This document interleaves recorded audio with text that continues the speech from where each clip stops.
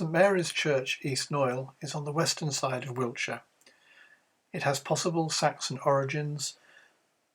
There was definitely Norman evidence, a possible refurbishment in the 13th century, and a major overhaul in the middle of the 19th century. However, it is to the 17th century that most visitors are most interested, because in 1623 East Knoyle received a new rector, and that new rector had a familiar name. The name was Christopher Wren. Wren married a local girl. Their first son sadly died, but their second one, born on the 20th of October 1632, was to become famous as the architect of St Paul's Cathedral and others. When we walk into the church and we turn to the east, we see the chancel arch that Pevsner describes as a terrible imitation of a Norman chancel arch. We look up to the east end and the area that is most associated with Wren. Here in the chancel is something quite special and quite unique. Wren's intention was to emphasise in a mixture of text and images the symbolic connection between earth and heaven. It starts on the north wall with a man who is supposed to be Christopher Wren himself kneeling, and then it moves through some fine Jacobean strap work, according to Pevsner. And then when we reach the east wall, we see the ladders. One is with angels ascending and descending, and the other one is the ascension of Christ.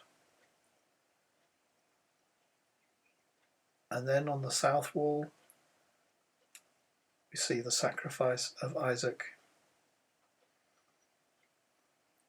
More strap work.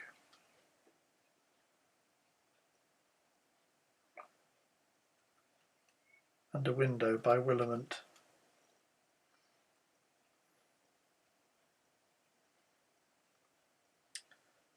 And now we look at the end and we see what should be the Ascension, but this was heavily damaged by the Puritans during the Civil War.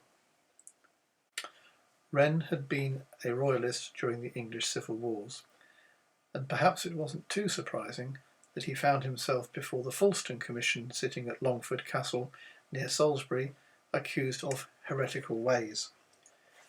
Despite being spoken up for by several people who were actually political opponents, he was found guilty. An already outstanding fine was increased, and he was removed from his post at East Knoyle in favour of a man called William Clifford, who preacheth constantly twice every Lord's Day, apparently. Having been released from prison, Wren then spent the last 10 years of his life in retirement at his son-in-law's rectory at Bleshington in Oxfordshire, where he died in 1659. Passing back down through the nave, we passed a rather plain pulpit that dates from 1726. Opposite, there is a corbel head, which apparently is 13th century and has a certain Greek or Russian Orthodox headdress, according to the guidebook. Moving to the east end, we find a font that dates from the 17th century.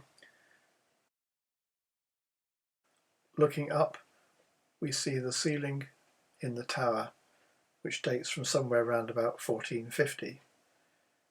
A fine example of fan vaulting, the fans at the east end rising from two corbel heads. The first one is quite possibly that of a cartoon character with his tongue sticking out. The second, possibly the master mason. When I was there, the tower was undergoing some kind of construction work, and there were steeplejacks hanging from it. So the west end was difficult to access. However, here are a few general shots, the last of which we can see one of those steeplejacks clinging to the side.